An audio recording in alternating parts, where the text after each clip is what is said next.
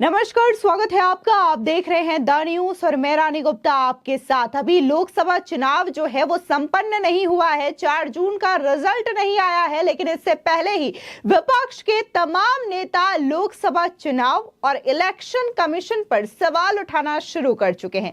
दरअसल आपको बता दें कि वरिष्ठ अधिवक्ता और इसी के साथ ही राज्यसभा सांसद कपिल सिब्बल हो या फिर कांग्रेस पार्टी हो, उनका ये कहना है कि आखिर इलेक्शन कमीशन अपनी वेबसाइट पर उन आंकड़ों को क्यों नहीं जारी कर रही है जिससे यह पता चल सके कि कितनी फीसदी वोटिंग हुई है। यानी कि यहां पर अब वोटिंग परसेंटेज को लेकर के सवाल उठाया जा रहा है। जिस तरीके से भविष्यवाणियां हो रही है और ये कहा जा रहा है, दावे किए जा रहे हैं, चुनावी सर्वे सामने आ चुके हैं। प्रशांत किशोर अभी हाल ही में कई सारे चैनल पे इंटरव्यू दिए हैं जहां पर उनका कहना है कि इस बार भी बीजेपी जो है वो पूर्ण बहुमत के साथ सत्ता में वापसी करेगी।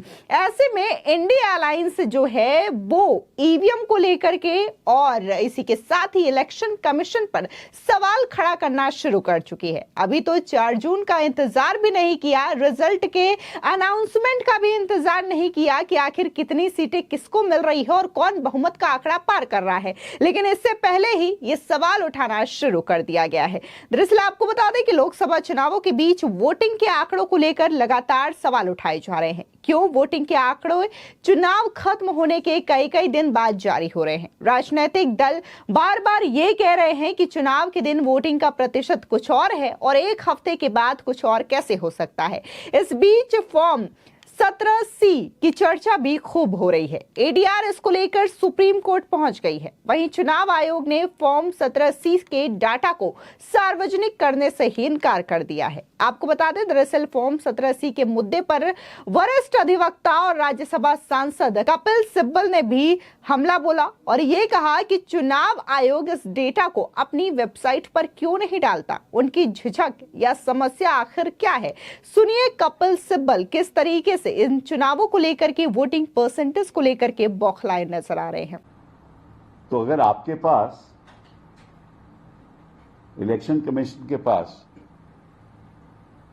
17C फॉर्म जो प्रिजाइडिंग ऑफिसर इलेक्शन कमीशन को देगा, जिसमें हस्ताक्षर पोलिंग एजेंट के भी होंगे, तो वो डेटा तो इलेक्शन कमीशन के पास है, तो वो डेटा अपनी वेबसाइट पे क्यों नहीं डालते? जब प्रत्याशी डिक्लेयर होता है कि वो जीत गया, तो वो वोट्स जो काउंट होती हैं वो तो डालते हैं इलेक्शन कमीशन की वेबसाइट पे। तो ये क्यों नहीं डालते कि कितने वोट पोल हुए हैं? इसीलिए दलों को ये शंका है कि कहीं ना कहीं दाल में काला है। और इसमें दिक्कत की क्या बात है? आपके पास वो डेटा है। अब ये तो नहीं कह सकते कि आप पास डेटा नहीं है। आप कहते हो कि नहीं, हमारी कोई कानून में कोई ऐसा प्रावधान नहीं है जिसके आधार पे हमारी जिम्मेदारी है कि हम डेटा अपलोड करें। अरे भैया, आपका फॉर्म 17 कानून का फॉर्म है ना, वो गैर कानूनी तो नहीं फॉर्म, उसमें तो सारा डेटा है। तो आप वो फॉर्म 17 का डेटा दे दीजिए। अब कानून ये तो नहीं कहेगा, ये तो ऑफिशियल फॉर्म है, ये कोई प्राइवेट फॉर्म तो नहीं है ना, इलेक्शन कमीशन का फॉर्म है। तो इलेक्शन कमीशन का फॉर्म अगर ये डेटा देता है, जिसमें काउंटिंग का डेटा भी दिया जाता है, वो भी कोई प्रावधान नहीं है। वो तो लगा कि counting, votes counted, votes polled, दोनों चीजें हैं। तो आप दोनों चीजें दे दीजिए। अब नहीं देते, अब हमें भगवान के पास जाना पड़ेगा, क्योंकि भगवान तो साक्षात है यहां। मोदी जी ने कह दिया है कि भगवान ने उन्होंने यहां भेजा है। तो हम मोदी जी से कहते हैं आप भगवान हो, तो कोई थोड़ी तो अपने मतलब के चेलों को कहो ना कि कुछ काम तो सही तरह से करें।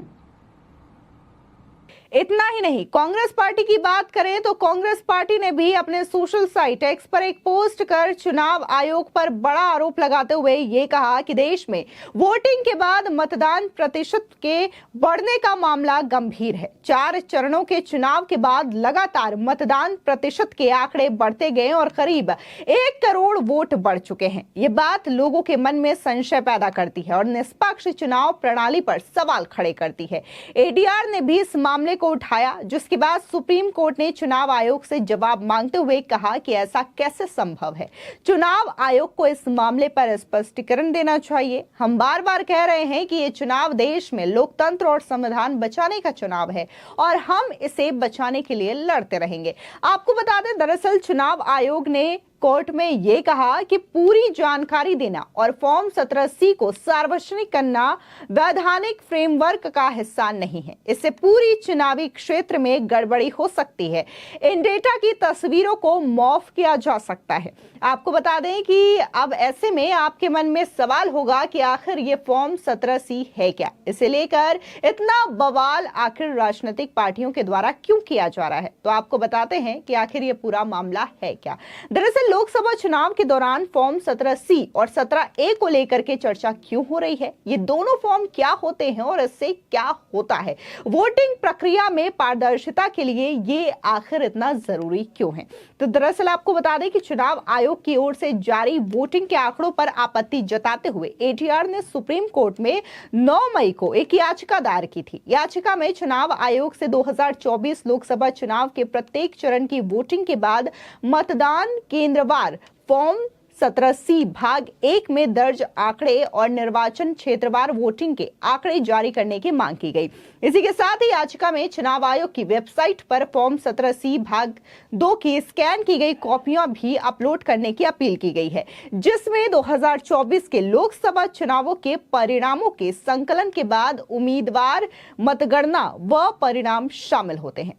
और आपको बता दें कि आखिर फॉर्म 17C होता क्या है। तो दरअसल चुनाव संचालन नियम 1961 के मुताबिक 2 फॉर्म हैं, जिसमें निर्वाचकों और मतदाताओं की संख्या का डेटा होता है। फॉर्म 17A और 17C। फॉर्म 17A मतदाताओं का रजिस्टर है, जिसमें पोलिंग ऑफिसर बूथ पर आने वाले प्रत्येक मतदाता का डिटेल दर्ज करता है। वहीं फॉर्म 17C दर्ज डाले गए वोटों का लेखा जोखा करता है। वोटिंग खत्म होने के बाद सभी उम्मीदवारों को उनके पोलिंग एजेंटों के जरिए फॉर्म 17C उपलब्ध कराया जाता है। फॉर्म 17C में एक बूथ पर कुल रजिस्टर्ड वोटर और उनमें से कितने ने वोट किया इसकी जानकारी होती है। ये जानकारी वोटर टर्नआउट ऐप पर उपलब्ध नहीं होती है। फॉर्म 17C में 2 भाग होते हैं। पहले भाग में दर्ज वोटों का हिसाब होता है, वहीं दूसरे भाग में गिनती का नतीजा होता है। पहला भाग वोटिंग के दिन बाद में भरा जाता है। इसमें बूथ का इस्तेमाल की जाने वाली ईवीएम का आईडी नंबर होता है।